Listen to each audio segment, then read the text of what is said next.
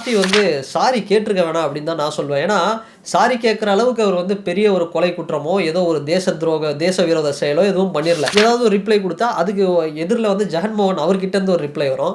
இல்ல வேற மாதிரி ஒரு கமெண்ட்டே பேசல அப்படின்னாலும், சந்திரபாபு அவர்கள்கிட்ட இருந்தும், பவன் கல்யாண் அவர்கள்கிட்ட இருந்தும் ரிப்ளை வரும். இது ஏன் வந்து திரும்ப திரும்ப அரசியல் ஆக்கப்படுது அப்படின்னா, இதற்கு காரணம் ராஜாராணி படத்துல "ஏ ஜான்" அப்படின்றான்னா, "ஏ ஜானா லெஃப்ட்ல அடி" அப்படின்னுவாங்க. திரும்ப வந்து ஜான் அப்படின்னா, என்ன ஜான்னு பேர் விட்ட கூப்பிடுற ரைட்ல அடி அப்படிங்கிற மாரி, எப்படியாவது வந்து அடிச்சாகணும் அப்படிங்கிற மாதிரி தான் ஏதோ ஒண்ணு பண்ணி, இந்த லட்டு மேட்டர வந்து பெருசாக்கணும், ஒரு அரசியல் ஆக்கணும். நடிகர் கார்த்தி லட்டு சம்பந்தமா அவர்கிட்ட சில கேள்விகள் கேட்கப்படுது. அவரும் வந்து இது ஒரு சென்சிட்டிவான டாபிக், இத பத்தி பேச வேணாம் அப்படிங்கிற மாதிரி அமைதியாயிட்டாரு. ஸோ இதுக்கப்புறம் என்னாச்சு அப்படின்னா, இந்த விஷயம் அப்படின்னா ஆந்திராவுடைய டெப்டி சீஃப் மினிஸ்டர், தெலுங்கு நடிகருமான super star, power star Pawan Kalyan அவர் காதுக்கு போகுது. அவரும் வந்து இது என்ன சென்சிட்டிவான டாபிக், அது எப்படி பேசாம இருக்க முடியும்? அப்படிங்கிற மாதிரி வந்து ஏன் பேசாம இருந்தீங்கன்ற மாரி ஒரு ஒரு விமர்சனத்த வந்து வச்சுட்டாரு. ஸோ இந்த இடத்துல கார்த்தியும் பார்த்தோம்னா, திடீர்னு கொஞ்ச நேரத்தில பவன் கல்யாண் கிட்ட போயிட்டு ஒரு மன்னிப்பும் வந்து கேட்டுட்டாரு. சாரி அப்படிங்கிற மாரி வந்து எக்ஸ் வலைத்தளத்தில ரிப்ளை குடுத்துட்டாரு. அவரும் பதிலுக்கு வந்து ரிப்ளை குடுத்தாரு. ஸோ இந்த விஷயம், இந்த லட்டு மேட்டர் அப்படிங்கிறது நாளுக்கு நாள் வந்து ஒரு பெரிய ஒரு சர்ச்சைய வந்து கிரியேட் பண்ணிட்டே இருக்கு. இந்த இடத்துல கார்த்தி சாரி கேட்டது அப்படிங்கிறது சில பேர் என்ன சொல்றாங்க அப்படின்னா, "என்னய்யா உடனே வந்து சரண்டர் ஆயிட்டீங்க" அப்படிங்கிற மாதிரி வந்து ஒரு பக்கம் ட்ரோல் பண்ணிட்டு இருக்காங்க. இன்னொரு பக்கம் கார்த்தி சாரி கேட்கிற அளவுக்கு அவர் என்ன பெரிய தப்பு பண்ணிட்டாரு அப்படிங்கிற மாரி ஒரு பக்கம் சொல்லிட்டு இருக்காங்க. ஸோ இங்க பார்க்க வேண்டிய விஷயம் எப்படின்னா, ஸோ என்னோட ஒப்பீனியன் பொறுத்தவரைக்கும் கார்த்தி வந்து சாரி கேட்டிருக்க வேணாம் அப்படின்னு தான் நான் சொல்லுவேன். ஏன்னா, சாரி கேட்கிற அளவுக்கு அவர் வந்து பெரிய ஒரு கொலை குற்றமோ, ஏதோ ஒரு தேச விரோத செயலோ எதுவும் பண்ணிறல. அவரு அந்த இடத்துல என்ன பண்ணாரு, அந்த ப்ரீ ரிலீஸ் ஈவென்ட்ல அவர் நடிச்ச சிறுத்தை படத்துல "கண்ணா 2 லட்டு தின்ன ஆசையா" அந்த ஒரு டெம்ப்ளேட்ட போட்டு அவர்கிட்ட கேட்குறாங்க. ஸோ லட்டு பத்தி நீங்க என்ன சொல்ல வர்றீங்க அப்படின்னா, அவர் தெளிவா ஒரு பதில் சொல்லிட்டாரு. இது வந்து சென்சிட்டிவா போயிட்டுருக்கு. லட்டு பத்தி இப்ப பேச வேணாம் அப்படின்னு அமைதியாயிட்டாரு. ஸோ திரும்ப வந்து அவர்கிட்ட இன்னொரு ஒரு லட்டு ஃபோட்டோ காமிச்சு அத காட்டப்படுறாங்க. அத பத்தி பேசவே வேணாம் அப்படின்னு அவர் வந்து எண்டு வச்சுட்டாரு. இந்த டைம்ல நம்ம எது பேசினாலும் அது சர்ச்சையாகும் அப்படின்னு. இது வந்து கார்த்தியோ, இந்த லட்டோ இது பிரச்சனை கிடையாது. பவன் கல்யாண் அவர்கள் வந்து நான் பார்த்தேன்னா, பவன் கல்யாண் அவர்களுடைய ஒரு தீவிரமான ஒரு ஃபேன் தான். ஸோ அந்த வகையில பவன் கல்யாண் அவர்கள் வந்து நான் ஒரு ஃபேனா இருந்தாலுமே, என்ன சொன்னாலும் அவர வந்து ஒரு அக்செப்ட் பண்ணிக்கக்கூடிய அளவுல வந்து அத ஏத்துக்க முடியாது. ஏன்னா, கார்த்தி அதுதான் உண்மைய சொல்லணும்னா, அவரு எந்த ஒரு தப்பும் பண்ணலையே. அவரு என்ன தப்பு பண்ணாரு? அத பத்தி அவரு பேசினாலும், ஏதாவது பதில் சொன்னாலும் அது சர்ச்சையாகும். ஏதாவது ஒரு ரிப்ளை குடுத்தா, அதுக்கு எதிர்ல வந்து ஜெகன்மோகன் அவர்கிட்ட இருந்து ஒரு ரிப்ளை வரும். இல்ல வேற மாதிரி ஒரு கமெண்ட்டே பேசல அப்படின்னாலும், சந்திரபாபு அவர்கள்கிட்ட இருந்தும், பவன் கல்யாண் அவர்கள்கிட்ட இருந்தும் ரிப்ளை வரும். இல்ல அவரு எதையாவது சொன்னார் அப்படின்னா, அவருடைய படம், அந்த ரிலீஸ் ஈவென்ட்டு இதெல்லாமே ரிலீஸுக்கும் அது வந்து பாதிப்பை ஏற்படுத்தும். இது எல்லாத்தையும் மனசுல வச்சு, இந்த டைம்ல இந்த விஷயத்த பேச வேணாம் அப்படிங்கிற மாரி அவர் ஒரு எண்டு வச்சுட்டாரு. இது ஏன் வந்து திரும்ப திரும்ப அரசியல் ஆக்கப்படுது அப்படின்னா, இதற்கு காரணம் ஆப்போசிட்ல இருக்கக்கூடிய ஜெகன்மோகன். ஜெகன்மோகன் அவர்களுக்கும், பவன் கல்யாணுக்கும் 2 பேருக்கும் இருக்கிற அந்த ரிலேஷன்ஷிப் பார்த்தோம்னா, பாம்பு, கீரி, ஃபயர் விசஸ் வாட்டர் அப்படிதான் வந்து நம்ம பார்க்கணும். அந்த மாதிரி 2 பேரும் ஒரு எதிரும் புதிருமா தான் எப்பவுமே இருப்பாங்க.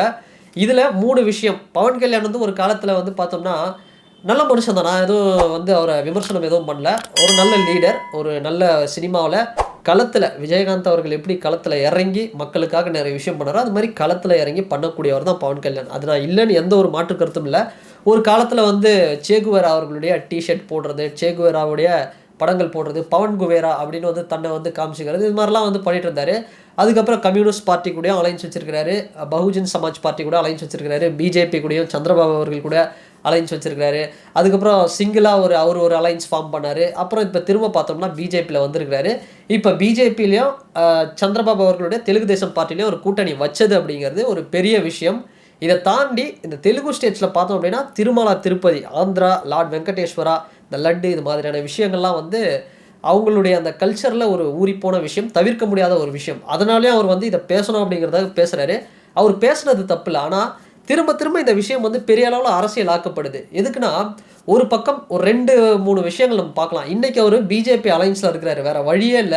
அவர் வந்து பேசி தான் ஆவணும். அந்த அலைன்ஸ்க்காக ஒரு ஜனசேனா அவருடைய கட்சி சார்பா இவர் வந்து ஏதோ ஒண்ணு வந்து பேசிட்டு இருக்காரு. இன்னொரு விஷயம், ஜெகன்மோகன் அவர்கள எப்படியாவது வந்து டார்கெட் பண்ணணும். ஸோ இந்த ஒரு விஷயம் அப்படிங்கிறது தான் இதன் மூலியமா வந்து பவன் கல்யாண் அவர் வந்து ஒரு மாஸ வந்து கிரியேட் பண்றாரு அப்படின்னு தான் சொல்லணும். ஏன்னா, இப்போ சந்திரபாபு அவர்கள், ஜெகன்மோகன் இவங்க 2 பேரும் இல்லாமனா, அடுத்த ஆப்ஷன் பார்த்தோம்னா, ஆந்திரால பவன் கல்யாண் தான் இன்னொரு ஒரு ஆப்ஷன். ஸோ ஃபியூச்சர்ல வந்து இவரு சிஎம் ஆகக்கூடிய ஒரு வாய்ப்பு இருக்கு.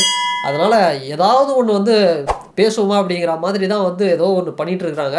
So okay. அவர் ஒரு பொலிட்டீஷியனா அவருடைய அந்த உணர்வுகள் பாதிக்கப்படுது. அவருடைய சென்டிமென்ட்ல கை வைக்கப்படுது. ஏதோ ஒரு விஷயங்கள வந்து அவர் வெளிப்படுத்துறாரு. ஆனால் உண்மையாக பார்த்தோம் அப்படின்னா இந்த டார்கெட் அப்படிங்கிறது அவர் பிஜேபியில் அலைன்ஸ் இருக்கிறதும் இன்னொரு பக்கம் ஜெகன்மோகன் அவர்கள் வந்து எதிர்க்கணும். இந்த ஒரு விஷயத்துக்காக தான் இப்போ கார்த்தி எது பேசலனாலும் அதை வந்து ஒரு விஷயமா வந்து பெருசாக்கி விட்டுட்டாங்க. ஸோ கார்த்தி வந்து பார்த்தோம் அப்படின்னா அவர் கருத்து அழகாக வந்து முடிச்சிட்டாரு. இதை வந்து திரும்ப வந்து பவன் கல்யாண் தான் எப்படி பண்ணிட்டார் அப்படின்னா, ராஜாராணி படத்தில் ஏ ஜான் அப்படின்னா ஏ ஜானா லெஃப்ட்ல அடி அப்படின்வாங்க. திரும்ப வந்து ஜான் அப்படின்னா என்ன ஜான்னு பேர் விட்ட கூப்பிட்ற ரைட்ல அடி அப்படிங்கிற மாதிரி எப்படியாவது வந்து அடிச்சாகணும் அப்படிங்கிற மாதிரி தான் ஏதோ ஒன்று பண்ணி இந்த லட்டு மேட்டரை வந்து பெருசாகணும், ஒரு அரசியல் ஆக்கணும் அப்படிங்கிற மாதிரி பேசிட்டாரு அப்படின்னு தான் வந்து இதை நம்ம பார்க்கணும். ஸோ என்ன கேட்டால் வந்து இதுக்கு சாரி கேட்க வேண்டிய அவசியமே இல்லை. பிரகாஷ் ராஜ் வந்து பார்த்தோம் அப்படின்னா வெளிநாட்டிலேருந்து ஒரு கமெண்ட் போட்டார். அவருக்கும் வந்து அவராலையும் வந்து புரிய வைக்க முடியல. ஏன்னா பவன் கல்யாண் அவர்கள் வந்து என்ன மோடில் இருக்கிறாரு அப்படின்னா அவர் படத்துலலாம் வில்லனுங்களை போட்டு அடிச்சிட்டு இருப்பார். அந்த டைமில் அவரை கட்டுப்படுத்தவே முடியாது. அந்த மாதிரி ஒரு மோடில் இருக்கிறாரு. அதனால் இந்த டைமில் வந்து என்ன சொன்னாலும் வந்து இப்போ ஒரு பெரிய சர்ச்சை ஆகிடும், பிரச்சனை ஆகிடும்.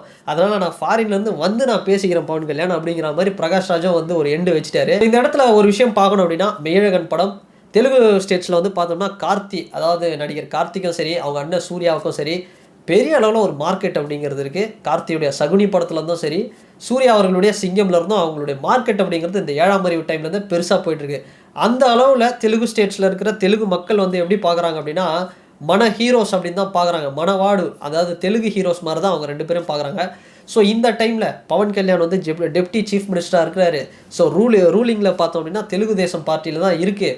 ஸோ எதாவது ஒன்று வந்து நம்ம திரும்ப இப்போ ஒரு டெஃபினிஷன் கொடுக்குற மாதிரி கொடுத்து அது ஏதாவது மெய்யழகன் படத்துடைய வசூலை பாதிக்கும், ரிலீஸை வந்து ஆந்திராவில் வந்து பாதிக்க போகுது, தெலுங்கானாவில் பாதிக்க போகுதுன்னு அவர் வந்து சாரி கேட்டார் வேறு வழியே இல்லாமல். ஸோ அண்ட் ஃபைனலி இந்த வீடியோவில் நம்ம பார்க்க வேண்டிய விஷயம் என்ன அப்படின்னா, லட்டில் வந்து ஒரு கலப்படம் நடந்துருச்சு அப்படிங்கிறதுக்காக நாடு முழுக்க இந்த விஷயம் அப்படிங்கிறது பரவலாக வந்து பேசப்படுது. நல்ல விஷயம்தான், இது வந்து நான் தப்புன்னு சொல்ல.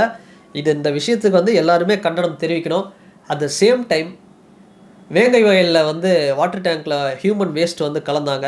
ஸோ அந்த மாதிரியான ஒரு விஷயம் இன்னமும் நாடு முழுக்க வந்து நடந்துக்கிட்டு தான் இருக்குது. உத்தரப்பிரதேஷ், மத்திய பல இடங்களில் நடக்குது. ஸோ இது மாதிரியான பிரச்சனைகள் வரும்போது பெரிய அளவில் யாரும் வந்து பேச மாட்டாங்க. ஸோ அந்த மாதிரி பவன் கல்யாண் மாதிரியான ஹீரோக்கள்லாம் வந்து இது மாதிரியான விஷயங்களும் வந்து பேசினாங்க அப்படின்னா ரொம்பவே நல்லாயிருக்கும் அப்படிங்கிற ஒரு விஷயத்தை தான் இந்த வீடியோவில் நான் தெரிவிச்சுக்க விரும்புகிறேன். ஸோ அண்ட் ஃபைனலி இந்த இஷ்யூ பொறுத்த வரைக்கும் கார்த்தி அவர்கள் மன்னிப்பு கேட்க வேண்டிய அளவுக்கு ஒரு பெரிய குற்றம்லாம் எதுவும் பண்ணல அப்படிங்கிற ஒரு விஷயத்தை நான் இந்த இடத்துல பதிவு பண்ணிக்க விரும்புகிறேன்.